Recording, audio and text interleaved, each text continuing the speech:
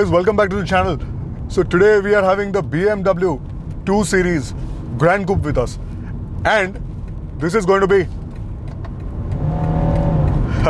a driving review, and we are going to focus on all the driving aspects of the car, right from the suspension, handling, the steering tuning, engine performance, as well as the ride quality.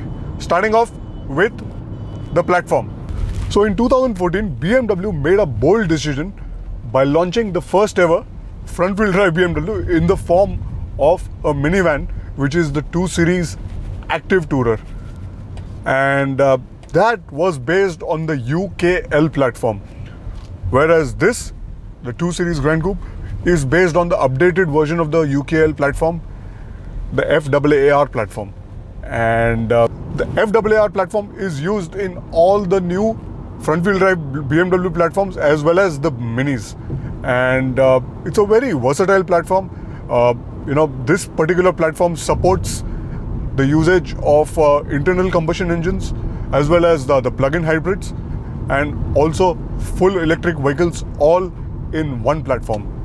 The packaging of this platform is also versatile enough to accommodate all-wheel drive X-drives as well, as we see this platform already being used in the currently on sale BMW X1. However, do note that BMW 2 Series, the 2 Series Coupe, and also the M2 competition, which is on sale in India, is not using the same platform, even though they are sharing the same nomenclature. That and those products are rear-wheel drive, and they are based on a different platform, and the future models will also remain rear-wheel drive. So I believe the future models again will be from the CLAR platform. Talk steer. So we'll get to that later. But yeah, the future models will be based on the CLAR rear-wheel drive platform for the 2 Series and the M2 and the M2 competition as well. So this is just to give you clarity. Same nomenclatures, but different platform for the 2 Series within the BMW stable.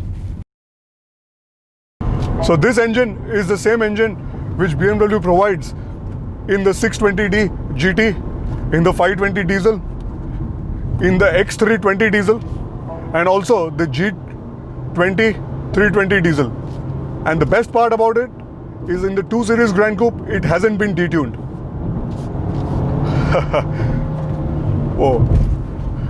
So I would like to say, overall it's a very enthusiastic engine, as 20D with these kind of specs in the 2 Series Grand Coupe. The front wheel drive layouts, we'll get to it later, but yes, 400 Nm is a lot, and torque steer, the understeer is very obvious, but does it mean that it is not fun? I don't think so. It is really, really fun. The beauty about this motor is that it is extremely refined, at the same time powerful, and finally it is very efficient as well. So the gearbox is an Aisin unit, and I would say there are a couple of reasons why BMW selected the Aisin over the ZF. One of them is because the engine is transversely mounted, and the second one is again to do with the front wheel drive layout. And I believe most of the cars, if not all, rear-wheel drive cars have been getting the ZF, and almost all BMWs with the front-wheel drive layout have been getting the Aisin. So Aisin has been pretty much with this 20D motor, I believe for city limits, it's doing a pretty good job, and I genuinely did not really feel much of a difference between this and the ZF. Yes, well, I believe when you are going slightly all out, that time it does feel that the gearbox prefers smoothness over speed, which is still not a bad thing. The suspension has been tuned to get a balance of ride as well as handling. The ride quality is definitely compromised because of the 18-inch rims, but we will get to that later.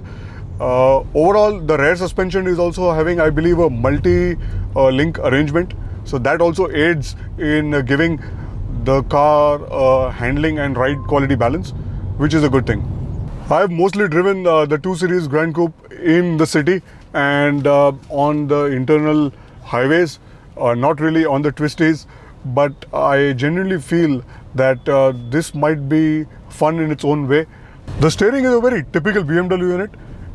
It's nice and fat to hold, and I really like the steering. And while driving too, I believe the ratios are pretty direct, and it's very communicative. And as soon as you go into sport mode, it does weigh up with acceleration. Well, I'm in traffic, so I'm not accelerating much, but yes, it does communicate well. And while going back into the Eco Pro mode or the comfort, it does loosen up very much to the comfort levels which can be workable in the city. Grand Coupe, Gran, that word matters because a lot of people I know seem to misrepresent that as grand and a grand tourer, which this isn't. What this is a 4-door version of the coupe. So the coupes are supposed to be the sporty cars, and the Grand Coupes are supposed to be the 4-door versions of those coupes.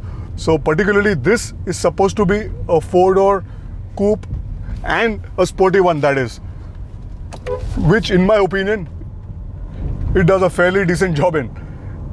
Handling is good for a front wheel drive car, and I think the suspension is doing a good job, and it doesn't feel like an entry-level BMW, to be honest. So there are plenty of reasons. I think the proportions of the car as well as the aerodynamics do help. Also do note that this platform also underpins a lot of minis as well. So genetically it's supposed to be a good handler, this car. And so I don't have much complaints with it. It is at high speeds also, it is pretty much stable and very BMW-like. It is poised, and it's just at the corners in heavy acceleration, the tires give in. And with 400 Nm up front, that's slightly expected in a front-wheel drive car. And you won't really be able to switch off the traction control and be going as fast or maybe as safely. So overall, is it as sporty and fun as a rear-wheel drive? Hell not. But it is sporty in its own front-wheel drive way. And the 2 Series Grand Coupe has its own sportiness in its own character. The ride quality, thanks to the BMW-ness in the chassis, is feeling solid.